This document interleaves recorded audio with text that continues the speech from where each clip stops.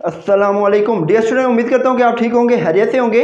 आज most important topic आपकी खिदमत में लेकर हाजिर हुआ हूँ, वो है general solution of differential equation. आज मैं आपको पढ़ाऊंगा डिफरेंशियल इक्वेशन का जनरल सोल्यूशन कैसे निकालते हैं। ठीक है, अब देखिए ये आपके पास डिफरेंशियल इक्वेशन दे दी गई है। आपने सबसे पहले तो बताना है कि ये होमोजीनियस डिफरेंशियल इक्वेशन है। होमोजीनियस डिफरेंशियल इक्वेशन एक ऐसी इक्वेशन होती है जो इक्वल की दूसरी साइड पे जीरो आ जाए। ठीक है, अब देखें ये जो ऑर्डर है ये फिफ्थ ऑर्डर डेरिवेटिव है। ठीक है, तो अब देखिए सबसे पहला स्टेप आपने क्या करना है general solution of differential equation का।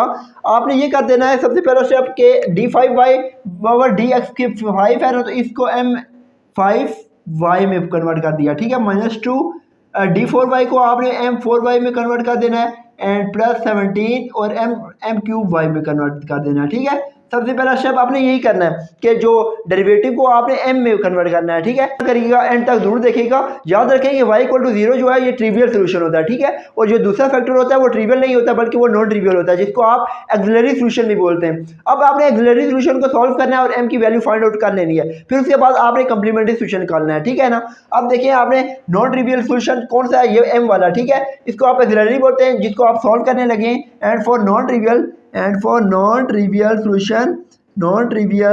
सॉल्यूशन एक्सिलरी सॉल्यूशन इज, अब देखिए axillary solution m5 - 2 m4 + 17 m³ = 0। अब देखिए आपने क्या कर लेना है, m³ को आपने कॉमन ले लेना है, m³ कॉमन ले लिया। उसके बाद आपने क्या कर लिया, m² - 2m + 17 = 0। देखिए आपने m³ कॉमन ले लिया तो जो बचा m² - 2m + 17 बचा। ठीक है, = 0 ले लें और m² - 2m + 17 = 0। अब देखिए m³ 0 है ना, तो इसका मतलब है जो m की वैल्यू 0 आई है वो 3 टाइम है। ठीक है, अब देखिए 0 0 0। ठीक है, ये वैल्यू आ गई। फिर अब देखिए m² - 2m + 17 का फैक्टराइज तो नहीं हो रहा, थोड़ा सा लेंथी है, थोड़ा सा ज़हन पे भी नहीं आ रहा, तो आप क्वाड्रेटिक फार्मूला भी लगा सकते हैं। ठीक है, अब देखिए a की क्या वैल्यू है 1 एंड b की क्या वैल्यू है -2 एंड c की क्या वैल्यू है 17। अब देखिए ये जो m के साथ जो कोफिशिएंट है ना वो b की वैल्यू होती है और m² के साथ जो कोफिशिएंट है वो 1 है। ठीक है, a की वैल्यू 1 है, b की -2 एंड c की 17। अब क्वाड्रेटिक फार्मूला तो आप बचपन से पढ़ते आ रहे हैं, -b + -b² - 4ac / 2 है। ठीक है, अब देखिए इसका जो फार्मूला होता है ना वो m = +- b + -b² - 4ac / 2a।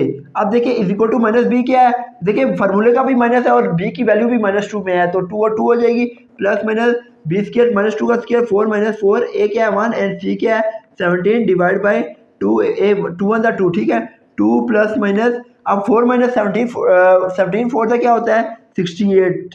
अब देखिए /2। अब देखिए नेक्स्ट स्टेप क्या होगा, 2 + - 4 - 64 68 क्या होता है -64 / 2। अब देखिए 64 जो है √8 का स्क्वायर होता है। ठीक है, 8 का स्क्वायर क्या होता है 64, लेकिन हमारे पास रूट के अंदर जो है -1 है, आपने रूट के अंदर जो -1 है उसको अलग कर देना है और 64 आपको पता है कि 8 का स्क्वायर होता है, तो आपने क्या कर देना है 2 + -8 का स्क्वायर कर देना है और जो √-1 है उसको अलग कर देना है, तो ये कुछ समथिंग इस तरह से आएगा 2 + -8 आयोटा / 2। ठीक है, उसके बाद आप देखें इसको इधर लिख दें, आप 2 कॉमन ले लें, 1 + -4 आयोटा / 2, 2 2 कैंसिल हो गया, जो m की वैल्यू आई है m 1 + -4 आयोटा। इसका मतलब है 1 + 4 आयोटा भी लिख सकते हैं एंड 1 - 4 आयोटा। अब देखिए for all value of m आपने तमाम वैल्यू को इकट्ठा करना है। ठीक है, जब आप for all value of m करेंगे ना, for all value of m are, m की 3 पहले की थी, सॉरी 2 ये आई हैं, तो m = 0 0 0 and 1 + 4 iota and 1 - 4 iota. अब देखिए m की कितनी वैल्यू आ गई है 5। अब कंप्लीमेंट्री सोल्यूशन है, लास्ट जो स्टेप है हमारा वो क्या है complementary solution. For complementary solution अच्छा बच्चों, आपने बिल्कुल भी परेशानी होना कि कंप्लीमेंट्री सोल्यूशन किस तरह निकालते हैं, बिल्कुल भी इजी है। ठीक है, अब देखिए जैसे कि m की वैल्यू आपके पास 5 है, 2 हो सकती है, 3 हो सकती है, 4 होती है, ये m पे डिपेंड करता है कि कितनी वैल्यू है। ठीक है, अब आपके पास 5 वैल्यू हो तो आपने किस तरह लिखना है, इसका मतलब है कि 5 वैल्यू है 5 कॉन्स्टेंट होंगे, सबसे पहली बात ये है। फिर आपका क्वेश्चन ये होना चाहिए कि सर देखें m की वैल्यू डिफरेंट है, कहीं पे कॉम्प्लेक्स नंबर है, कहीं पे रियल नंबर है, तो उनको किस तरह एडजस्ट करना है, किस तरह कम्प्लीमेंट्री सोल्यूशन में हमने एम की वैल्यू को लिखना है। तो वो देखिए वो कुछ इस तरह से होगा। आपने सबसे पहले कम्प्लीमेंट्री सोल्यूशन ऑफ वाई करने हैं। आप देखें जो रियल नंबर है ना वो 3 है, ठीक है, और सेम है।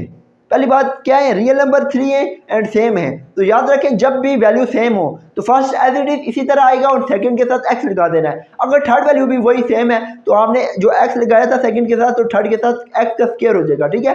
तो वन देखें फर्स्ट आपने क्या करना है, कांस्टेंट लगा दिया, फिर आपने क्या करना है ई की पावर में फर्स्ट रियल नंबर क्या है 0 और साथ एक्स लगा देते हैं, और याद रखें प्लस एक्स लगेगा। क्यों लगेगा, क्योंकि जो एम की फर्स्ट वैल्यू थी वही सेकंड वैल्यू है, सेम है, तो एक्स लग गया। कांस्टेंट C2 ई की पावर 0 वही रियल नंबर प्लस अब एक्स स्क्वायर क्यों होगा, क्योंकि अब जो थर्ड वैल्यू है एम की वो सेकंड में भी वही थी, तो जो एक्स लगा था सेकंड के साथ, तो नेक्स्ट जो वैल्यू होगी थर्ड कांस्टेंट की जो होगी वो एक्स स्क्वायर C3 ई की पावर 0 एक्स। उम्मीद करता हूँ समझ आ रहा होगा। अब देखिए ये ट्रू कॉम्प्लेक्स नंबर है, याद रखें अगर सिर्फ कॉम्प्लेक्स नंबर भी होते हैं ना तो फिर भी हम क्या करते हैं, सबसे पहले ई की पावर में जो रियल नंबर, याद रखिए कॉम्प्लेक्स नंबर में रियल नंबर होते हैं, इमेजिनरी नंबर होते हैं, ठीक है। इमेजिनरी नंबर भी होता है और रियल नंबर भी शामिल होता है, ठीक है। रियल नंबर आपने ई की पावर में लिखना होता है और आगे ब्रैकेट लगा के C1 cos x and plus C2 sin x, ठीक है। ये आप मेरी बात याद रखें, और इंशाल्लाह ताला कोई भी क्वेश्चन आ जाए ना कम्प्लीमेंट्री सोल्यूशन में, जितना भी मतलब कि मुश्किल से मुश्किल भी कॉम्प्लेक्स नंबर आ जाए रियल नंबर, तो आप इजीली उसको एडजस्ट कर सकते हैं, ठीक है।